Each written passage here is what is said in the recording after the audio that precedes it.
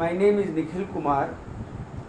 I am professor in the Department of English of Veer Kunwar Singh University, Ara, in the state of Bihar, in India. Presently, I wish to speak on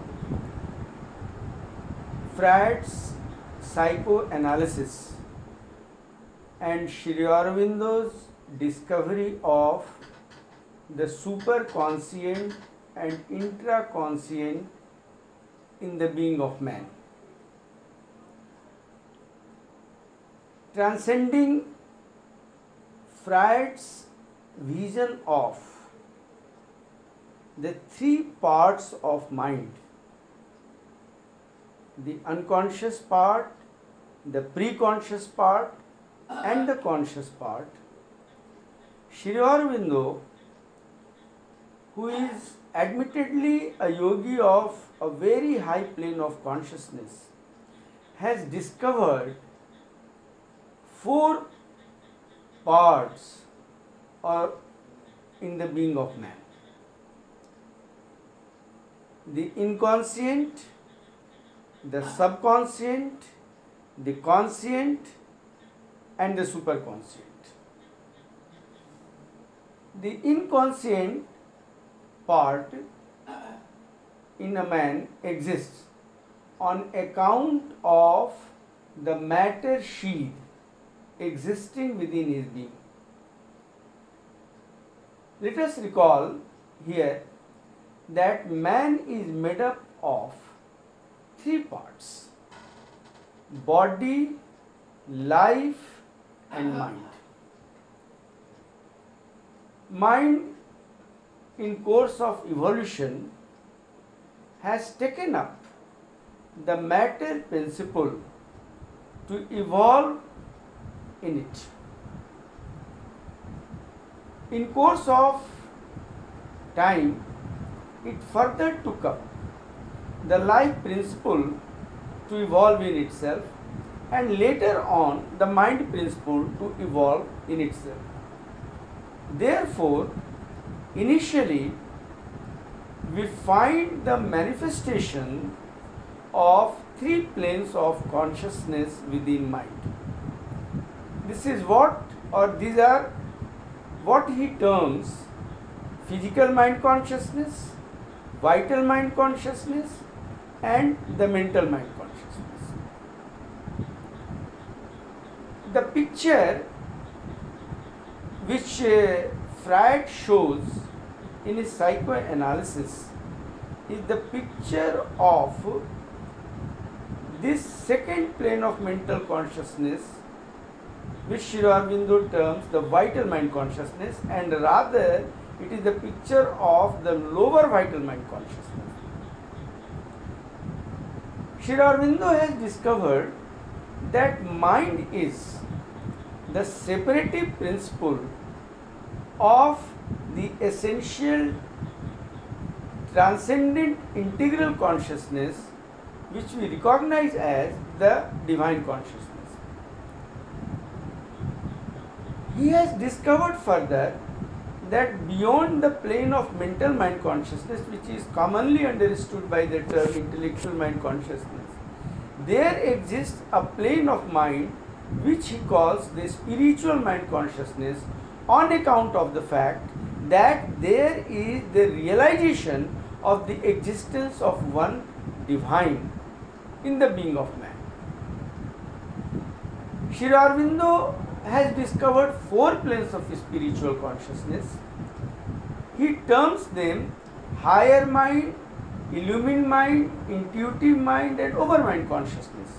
Overmind consciousness is the summit of spiritual consciousness on the plane of mind, and beyond that the domain of mind ends, that is to say the domain of separative principle of consciousness ends, and then begins the domain of the transcendent integral consciousness, for which we can use Sri Aurobindo's own terminology, the supramental consciousness. Sri Aurobindo calls this integral consciousness, which is transcendent divine consciousness, the supramental consciousness. On account of this very fact that there exists 4 planes of spiritual consciousness within the domain of mind, and the supramental consciousness also exists in the being of man in its latent state, there is a part in the being of man which he calls superconscient. The superconscient embraces all the 4 planes of spiritual consciousness on the plane of mind and the transcendent supramental divine consciousness. On account of the existence of the superconscient in man, there is a formulation within the mind of man, or to say within the being of man, which Sri Aurobindo terms intraconscient and circumconscient. It is on account of the formulation of this very intraconscient and superconscient, it is possible that the emergence of all the 4 planes of spiritual consciousness and the supramental consciousness can be materialized in the being of man. And this very discovery of Sri Aurobindo in fact causes psychoanalysis to undergo a sea change. Sri Aurobindo says that this intraconscient and circumconscient is much more potent element in man's being. To know the role of this intraconscient, we have to know that in the being of man there are 2 parts. One is the part of the external self, outer self, and the other is the inner being of man. Outer being, external being, and the inner being. To our matter-oriented mind, the outer being of man, the external being of man is visible. Man is able to see the gross body, he is able to see the gross life, energy in physics it is called, he is able to see gross mind. But yogis have discovered that there exists inner body. Inner body is the inner counterpart, subtle counterpart of this gross body. Similarly, there is a subtle counterpart of this gross life, of which our medical sciences are aware. And similarly, there is the subtle counterpart of this very outer mind. That is to say, as there exists body, life and mind in the external being of man, likewise there exists inner body, that is to say subtle body, subtle life and subtle mind. And these 3 are under the direct influence of the divine self, which is at the center of body, life and mind. The intraconscient part covers this inner being also. The subtle body in fact is in communion with the supraphysical planes of existence within man's being and on the universal supraphysical planes of existence also. And this very intraconscient plays a vital role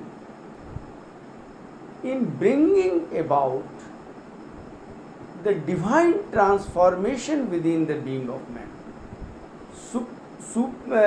Superconscient existing within the being of man contains all the four planes of spiritual mind consciousness, supramental mind consciousness in their latent stage, as I have earlier told.